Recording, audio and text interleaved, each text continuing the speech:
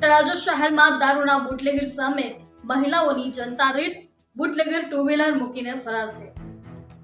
તળાજા શહેરના દીનદયાળ નગર વિસ્તારમાં આજે સવારના રોજ દેશી દારૂ વેચતા એક બુટલેગર સામે મહિલાઓ દ્વારા જનતા રેડ કરવામાં આવી હતી. લાંબા સમયથી વિસ્તારમાં ગેરકાયદેસર રીતે દેશી દારૂનું વેચાણ થતું હોવાની ફરિયાદોને લઈને સ્થાનિક મહિલાઓમાં ભારે રોષ જોવા મળ્યો હતો.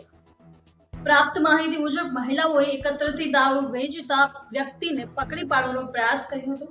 આ દરમિયાન બુટલેગર દ્વારા ઉપયોગમાં લેવાતા ટુ વ્હીલરમાં દેશી દારૂ ભરેલી થેલીઓ જોવા મળી આવી હતી.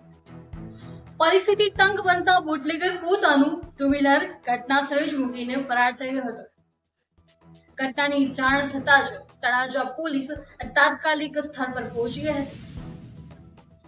પોલીસે ટુ વ્હીલરમાંથી મળેલા દેશી દારૂના જથ્થાને કબજે લઈ આગળની કાયદેસરની કાર્યવાહી શરૂ કરી છે.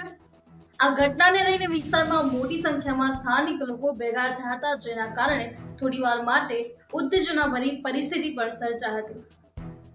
હાલ પોલીસ દ્વારા ફરાર થયેલા બુટલેગરની શોધખોળ હાથ ધરવામાં આવી છે અને સમગ્ર મામલે વધુ તપાસ ચાલુ છે.